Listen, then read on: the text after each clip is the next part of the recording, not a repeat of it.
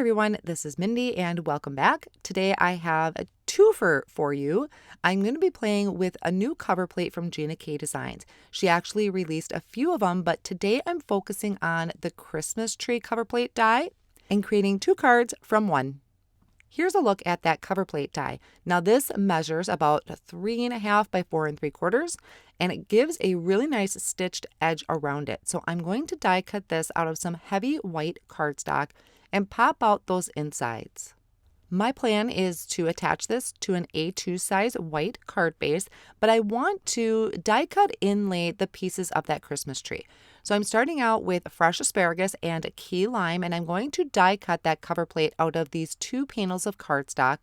And I'm also going to take a little bit of gold glitter cardstock, but instead of die cutting a whole sheet, I'm just putting that little strip across the very top because that's all I really want to be in that gold glitter.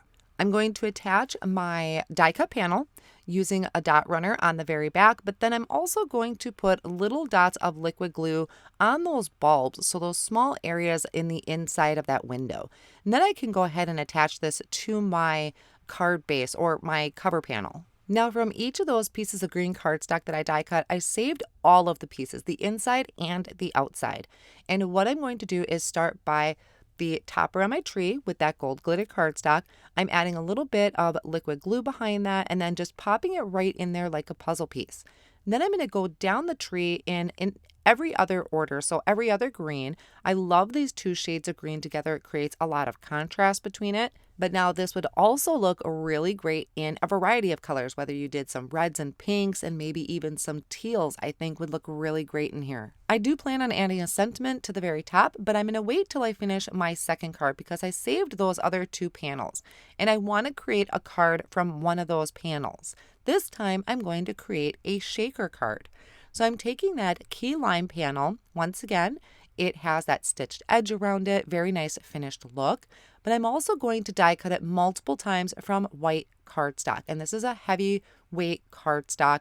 To create my shaker, I thought about adding foam tape around it to create the well of my shaker, but I thought that might be a little bit too tricky. So I just die cut it multiple times from that heavy cardstock. Now, when we put this together, if we were to do a shaker, all of those lines are included in there. So what I'm going to do is take my scissors and trim out that garland with the lights on it in the inside. That way I'm creating my own well. Otherwise, I'd have to put sequins or beads in between each of those layers. This was just easier to cut this out. So once I have all of these trimmed out, I'm going to take a piece of acetate and I measured it just a little bit smaller than this panel. And to attach the acetate, I'm using some double-sided tape. I'm adding that around the edges and then also kind of close to the tree as well. And then I'll remove the backing of that foam tape and I'm going to take my liquid glue again. This is just Connect glue that I have in these fine tip bottles and add them to those little bulb areas on the back. That way my whole panel is going to be secured down to this acetate. The next thing I need to do is actually create my well. Now you can attach your panels either with a tape runner, double-sided tape, or liquid glue, whatever you prefer. I find the tape runner was just a lot quicker and it held up really well. So I just want to make sure that that is centered and no white cardstock from the inside is showing. Now I can fill up my shaker well. So to do this, I just kind of prepped that with an anti-static powder tool so that my sequins can move freely. And I'm adding in some of these clear sequins mix. You could do beads or maybe some larger sequins. You just want to make sure that nothing is stacked up in the inside of that. Otherwise, it's not going to move very well. Then I went around and placed that double-sided tape around the edges once again. I probably should have did that before I put in my sequins mix, but I wasn't thinking about it at the time.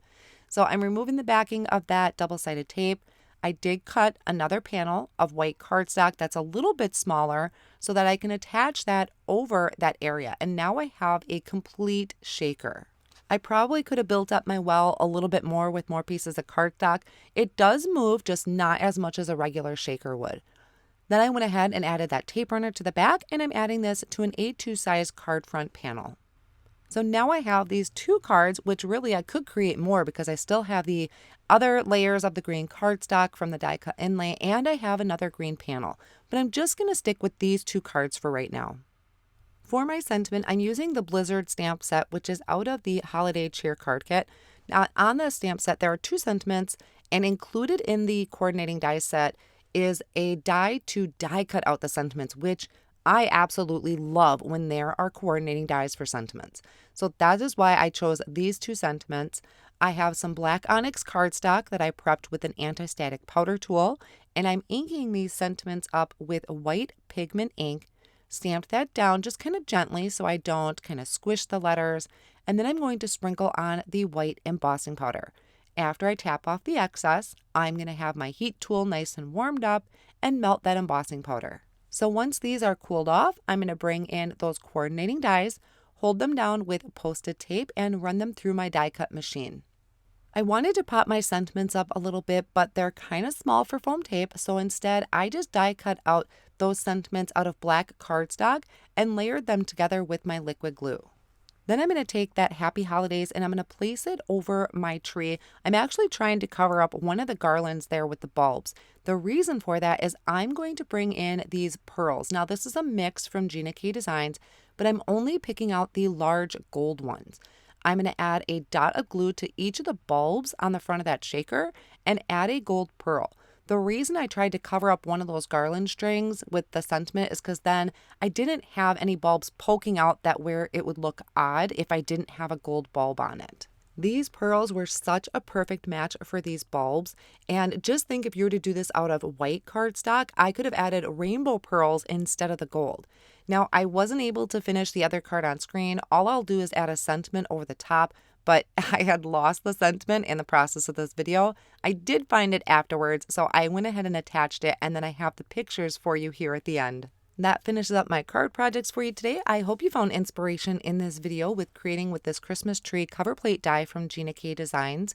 I will have all of the supplies listed down below in my video description and over on my blog as well. Thank you so much for stopping by.